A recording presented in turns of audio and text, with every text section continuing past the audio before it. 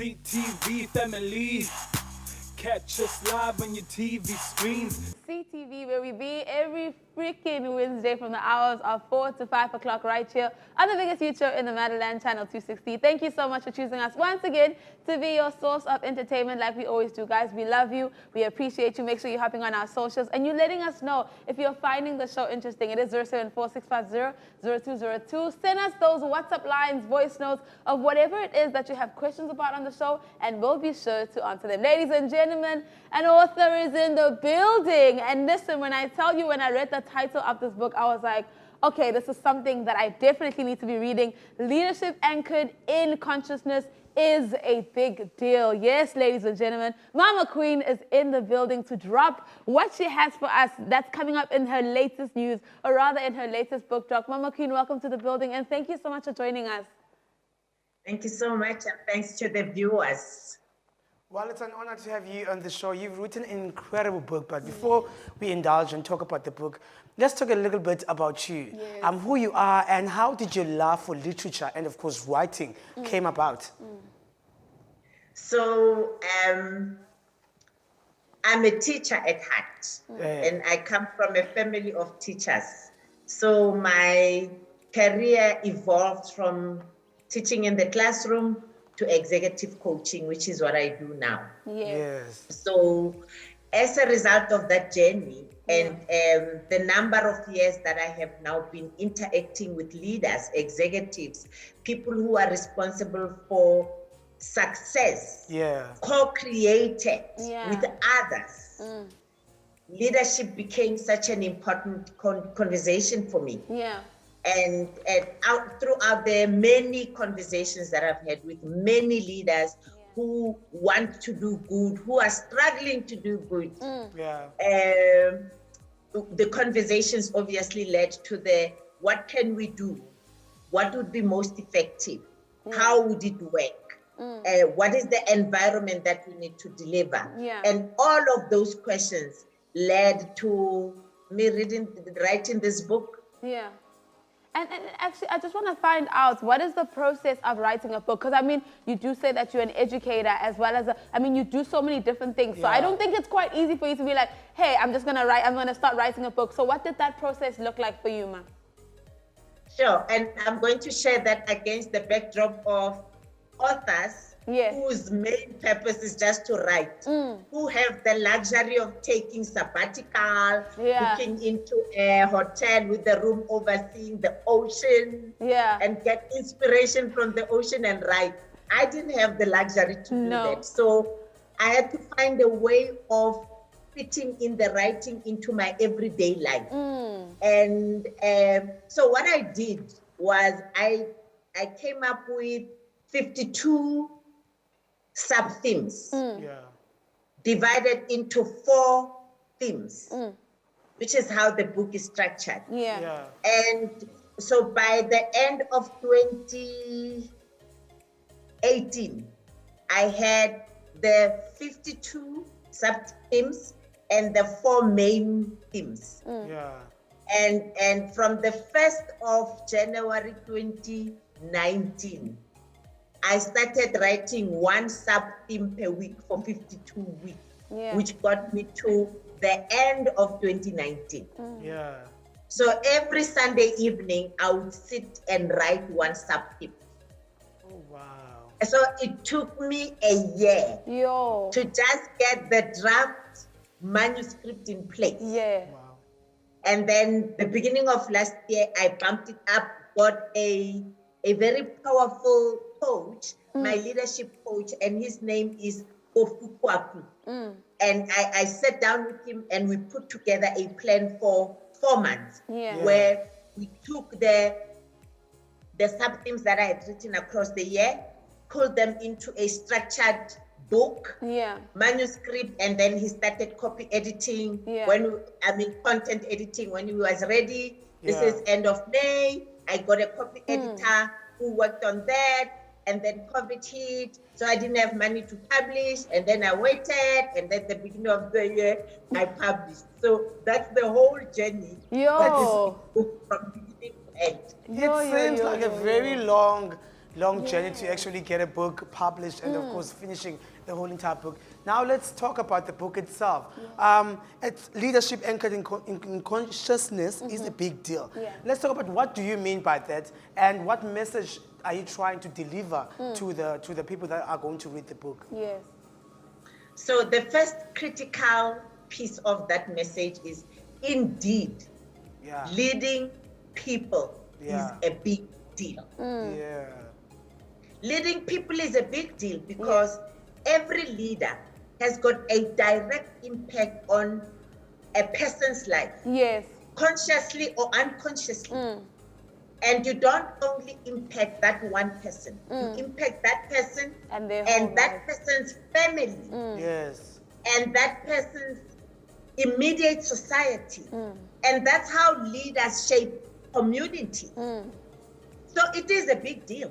It is a big deal because if we're not conscious, if we're not looking and seeing the impact that we have on people, we can destroy generations. Absolutely. If we are conscious and take responsibility for what we create, we can build generations. So leadership anchored in consciousness is indeed a big deal. Yo, I love that. I love how you came up with that. Now I want to find out, how did you, when you were thinking of these themes, did you know exactly how you wanted to structure the book, or you were just like sort of like picking people's brains and seeing which one would work? Because I mean, you had so many themes in the beginning, and then finally you were able to structure it down into a narrow book. So how did that come about? So as I say, because I work with executives all the time, I work with leaders all the time. 4 themes emerged over and over again. One is the conscious living, because all of us lead from who we are. Yes. And who we are manifests in how we live on a daily basis. Yes. So that theme kept coming up and coming up and coming up. And then because I lead from who I am, how do I lead people? What does conscious leadership mean for me? Yes. So that was the second theme. And what is the responsibility of leaders? They are there so that people can deliver results. Yes. So then the next question was, what is the biggest tool that leaders use to co-create with others? And that's conscious communication. Yes. How do I get you to do what you need to do? I communicate with you. So we need to look at the minute particles that make communication that builds. Absolutely. And lastly, what are we creating? So conscious creation. What are the tools that a leader has that enables the co-creation to happen? So the 4 key themes were conscious living, conscious leading, conscious communication, and conscious creation. Well, Mama, we've run out of time. Unfortunately, I wish we could talk more about this amazing book. That is, of course, the incredible Mama Queen, everybody. Right now, we're going to take a quick breather. More to come right on Ekse Street after this. CT.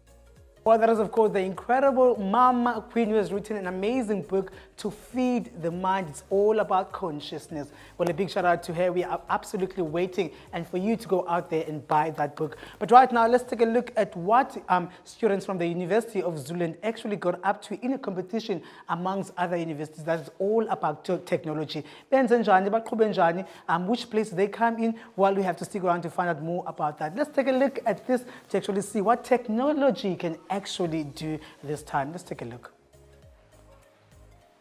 You're still watching Ekse Live right here on Cape Town TV. You can follow us on Twitter, Ekse_live, or follow us on Instagram, Ekse_live. We are already available on Facebook, which is Ekse Live. That number to dial, 021-448-0448. Today in discussion, we're talking technology, and everybody that is joining me via Skype is from the University of Zululand. Something interesting has just happened not so long ago, which is a datathon competition. A lot of universities participated in this, the likes of UJ, Northwest University, Tshwane University of Technology, and a whole lot. And this year's theme was we need to provide a South Africa South African solution rather to the COVID-19 pandemic using open data, meaning data might free kumntu wonke. Good day, gentlemen. We've got Usnaye Lungelo, Meluleki, as well as Umkolisi. How are you? We're doing I'm good, and you, sir? We're very well. Usnaye is not a stranger to the show. We had Usnaye around about 2019, 2020, I don't remember. Usnaye, since we last spoke right here on Ekse, what did you get up to leading to now? I remember that during our last interview, you guys told me if I have anything that's popping up, I should check on you. So I've been hacking since until I won this hackathon. That's why I'm here now. So I've decided to come with my guys that I won with. Those are my three brothers there. Yeah. Very interesting theme when see a South African COVID-19 vulnerability map. How did you guys reach to that tide so that you put it on the table when it comes to the competition? We were given open data from Statistics SA, sensor data, and all this type of data can be open to every researcher, right? So we took advantage of that data, we analyzed it, and then we found the problem on the data. Then we said, we need a solution here for our government. Kolisi, do you think this is something that could be implemented? And if so, is it going to work for everybody in South Africa? Is it tangible? I think it's something that can be implemented because we have used, that was the latest census data, but it was from years ago. But then it can also be used with the latest census data that can be updated. We have learned that the other census data will be released later this year or next year. Using our algorithm, we can use any type of census data and we can still determine which individuals are vulnerable to COVID-19 by our algorithm. So it does not matter whether the data is. Nice one. Lungelo, what was your solution approach when it comes to Lethim Yonke? And was it not costly? Was it not risky?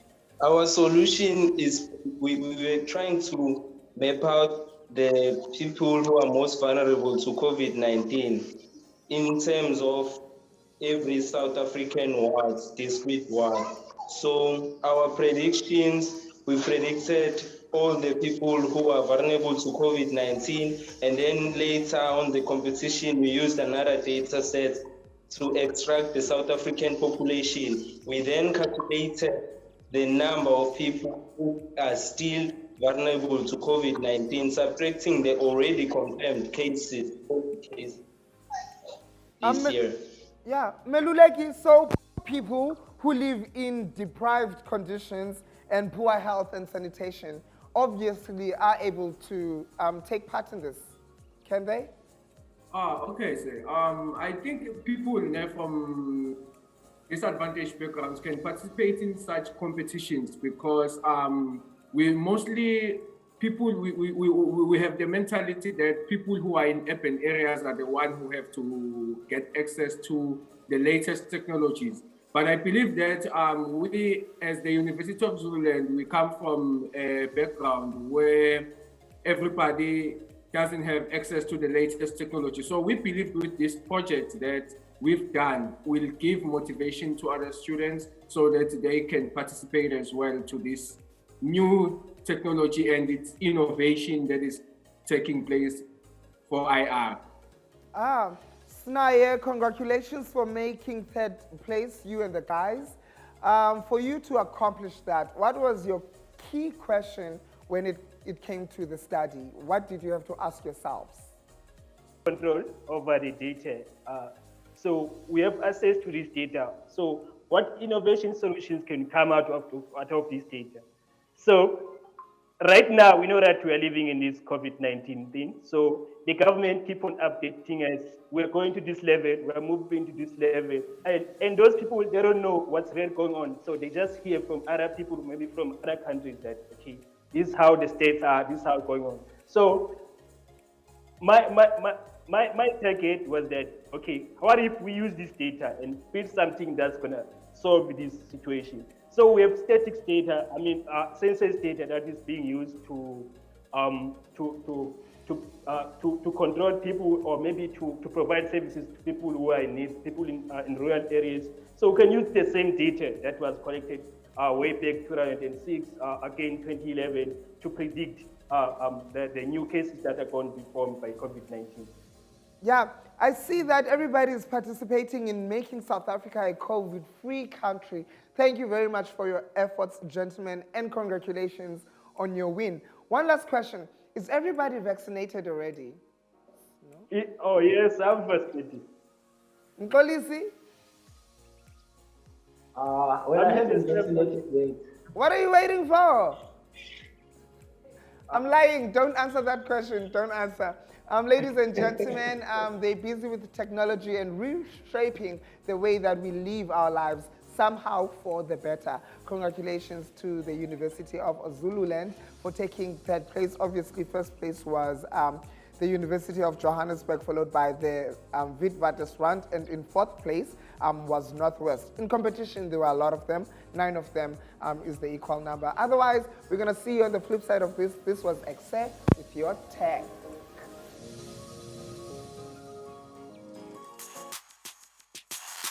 CTV family.